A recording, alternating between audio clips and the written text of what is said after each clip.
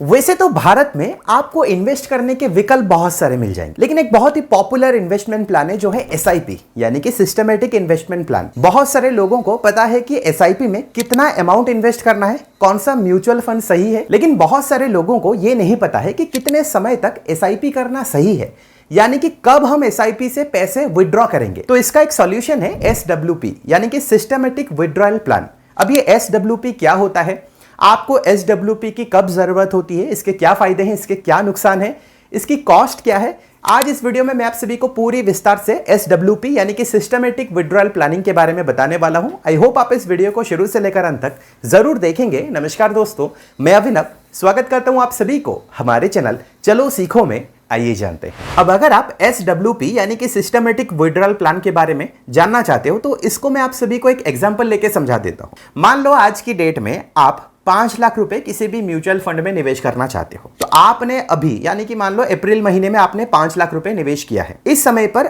आपने जो mutual fund choose किया है, मान लो उसकी एनएवी है 500 रुपए। एनएवी यानी कि नेट एसेट वैल्यू, यानी कि जिस समय पर आपने उस स्टॉक में निवेश किया है उस समय पर उस स्टॉक की वैल्यू क्या है।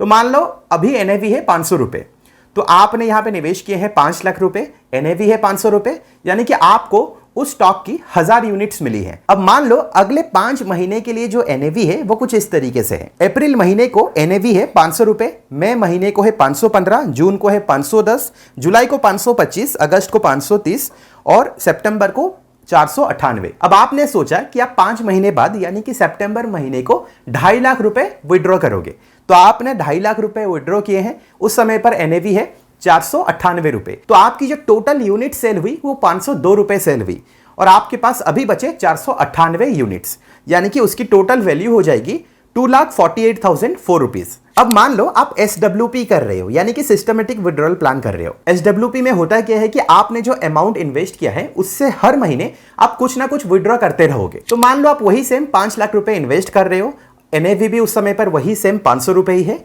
लेकिन आप हर महीने वहां से 50,000 रुपए विड्रॉ कर रहे हो। तो मई महीने को एनएवी हो जाती है 515 में एसडब्ल्यूपी अमाउंट 50,000 रुपए है, तो आपकी जो यूनिट सेल हुई वो 97 हुई, यानी कि आपके पास अभी जो यूनिट्स बचे वो टोटल 903 बचे हैं। उस समय पर आपकी जो फंड वैल्यू है वो 4,65,045 रुपीज है।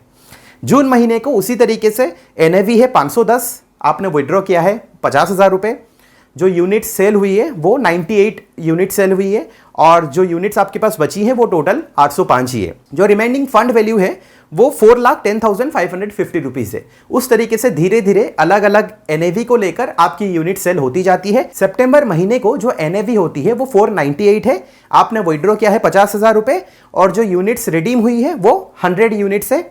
आपके पास जो यूनिट्स बची है वो 516 है। और लास्टली यानी कि सितंबर महीने को आपके पास जो रिमेनिंग फंड वैल्यू है वो 2,56,968 रुपीज है, यानी कि आपने विड्रॉ किया है 2.5 लाख रुपए, उसके बावजूद भी आपके पास जो यूनिट्स बची है वो 2,56,968 रुपीज है। अब अगर आप एसडब्ल्यूपी नहीं करते और आप 5 महीने बाद सीधे 2.5 लाख रुपए विड्रॉ करते तो आपके पास 2.5 लाख रुपए बचते, प्लस उस समय पर एनएवी वैल्यू कम होती। ऐसा नहीं कि हमेशा कम है, लेकिन क्योंकि इस एग्जांपल में उस समय पर एनएवी वैल्यू कम है तो आपके पास जो रिमेनिंग अमाउंट भी है ना वो 2.5 लाख रुपए से कम हो जाती है। तो एसडब्ल्यूपी में रूपी कॉस्ट एवरेजिंग हो जाता है। और मान लो इस समय पर आप इन्वेस्टमेंट करना चाहते हो 20 लाख रुपए और आप विड्रॉ करना चाहते हो हर महीने 20,000 रुपए, और यहां पे जो एक्सपेक्टेड एनुअल रिटर्न है वो 12% है और आप 20 साल तक विड्रॉ करना चाहते हो यानी कि एसडब्ल्यूपी करना चाहते हो, तो यहां पे देखिए आपने टोटल इन्वेस्ट किया है लमसम अमाउंट जो है 20 लाख रुपए। आपने 20 साल के बाद विड्रॉ कर लिए होंगे लगभग 48 लाख रुपए। उसके बावजूद भी आपके पास because of power of compounding 10,68,000 रुपए बचे होंगे। आप सिर्फ इसमें से विड्रॉल अमाउंट को 5,000 कम कर दोगे ना, यानी कि अगर आप हर महीने सिर्फ 15,000 रुपए विड्रॉ करोगे और आप 20 साल तक विड्रॉ करते रहोगे, तो यहां पे देखिए टोटल इन्वेस्टमेंट अमाउंट वही सेम 20 लाख रुपए है। आपने विड्रॉ किए होंगे आफ्टर 20 इयर्स 36 लाख, उसके बावजूद जो कर्पस आपके पास होगा ना वो 56 लाख से ज्यादा होगा। तो आप एसडब्ल्यूपी कैलकुलेटर के जरिए बहुत इजीली कैलकुलेट कर सकते हो कि आपको कितना अमाउंट इन्वेस्ट करना है और आप कितने 10 ईयर तक इन्वेस्ट करना चाहते हो, रिटर्न आपको कितना मिलेगा। आप कितना विड्रॉ करना चाहते हो, टोटल कर्पस आपके पास कितना होगा, ये सब कुछ आप कैलकुलेट कर सकते हो। डिस्क्रिप्शन पे मैं लिंक दे दूंगा, वहां पर जाकर आप इजीली कैलकुलेट कर सकते हो। अब एक और बहुत ही बढ़िया कैलकुलेशन करके मैं आप सभी को दिखा देता हूं। अब इस समय पर हर किसी के पास तो लमसम अमाउंट नहीं होगा, हर किसी के पास 10 लाख या 20 लाख या 30 लाख रुपए नहीं होंगे जिससे कि वो SWP को शुरू कर पाए।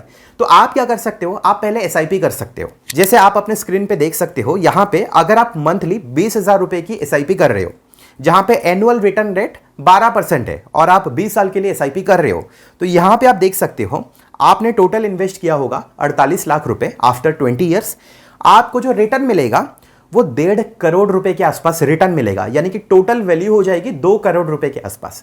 उसके बाद आप क्या कर सकते हो, आफ्टर 20 ईयर्स आप SIP को बंद कर सकते हो। Then you can start SWP यानी सिस्टमेटिक विड्रॉल प्लान।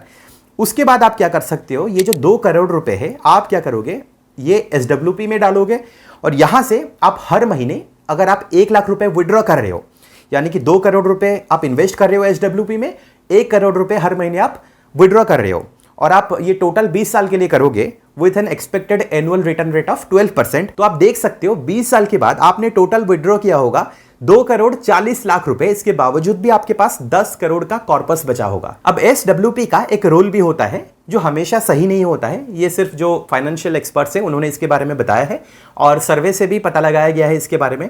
तो वो है 4% SWP रूल, यानी कि इस समय पर आपके पास जितना भी अमाउंट है, जो लमसम अमाउंट आप SWP में इन्वेस्ट करना चाहते हो, जैसे कि अगर आप अभी 20 लाख रुपए इन्वेस्ट कर रहे हो तो उसका 4% आप हर साल विड्रॉ करना। तो 20 लाख का 4% कितना होता है, 80,000 रुपए, यानी कि हर महीने लगभग 8,000 रुपए के आसपास वही आप विड्रॉ करना।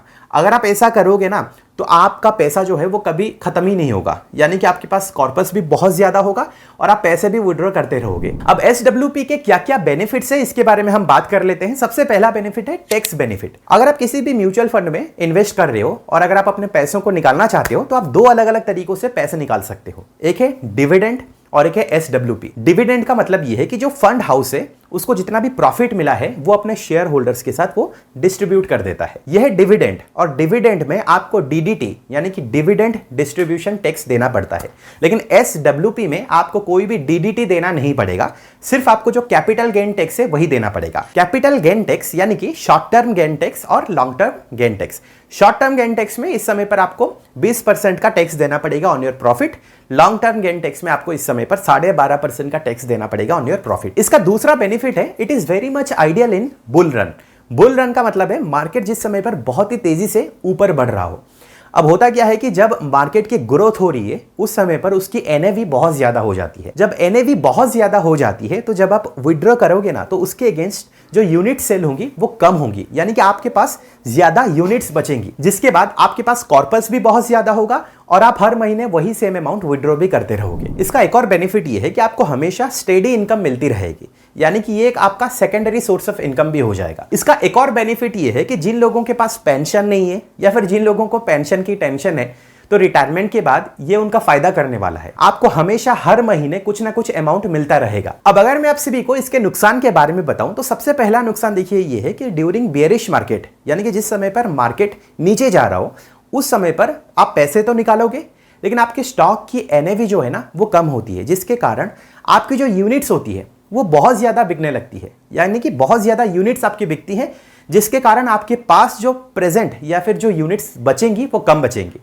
तो यानी कि कॉर्पस भी कम हो जाएगा प्लस आपकी यूनिट्स भी बहुत ज्यादा सेल हो जाएंगी। इसके अलावा आपको कुछ फीस भी देनी पड़ती है जो SIP के टाइम भी आपको देनी पड़ेगी, जो है एक्सपेंस रेशियो और एग्जिट लोड। एक्सपेंस रेशियो का मतलब है कि फंड हाउस को चलाने के लिए जो पैसे लगते हैं जो नियरली 0.4 to 0.5% के आसपास होता है वो आपको पे करना पड़ेगा। इसके अलावा एग्जिट लोड भी होता है, यानी कि बहुत सारे ऐसे म्यूचुअल फंड्स होते हैं अगर आप 1 साल के अंदर पैसे निकालोगे तो आपको एग्जिट लोड देना पड़ेगा जो लगभग 1% के आसपास होता है। तो आपको सबसे पहले वो चेक करना पड़ेगा, आप 1 साल के बाद ही विड्रॉ करना। SWP में इन्वेस्ट करना भी बहुत ही ज्यादा इजी है, बस आपको म्यूचुअल फंड ही सिलेक्ट करना है और जिस तरीके से आप SIP करते हो उसी तरीके से बस आपको लमसम अमाउंट किसी भी SWP वाले म्यूचुअल फंड में निवेश कर देना है।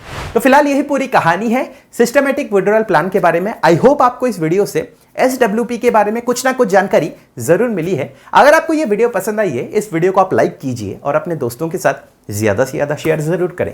अगर आपको फाइनेंस से रिलेटेड, अर्निंग से रिलेटेड वीडियोस देखना पसंद है तो आप हमारे चैनल को जरूर सब्सक्राइब करें, क्योंकि मैं ऐसे इंटरेस्टिंग वीडियोस आप सभी के सामने लाता रहता हूं। अगर आपको कोई इंटरेस्टिंग टॉपिक चाहिए नीचे कमेंट सेक्शन पे जरूर बताइएगा, मैं उसके ऊपर जरूर एक वीडियो बनाऊंगा। मिलता हूं अगली वीडियो में एक और इंटरेस्टिंग टॉपिक के साथ। फिलहाल के लिए वीडियो में इतना ही।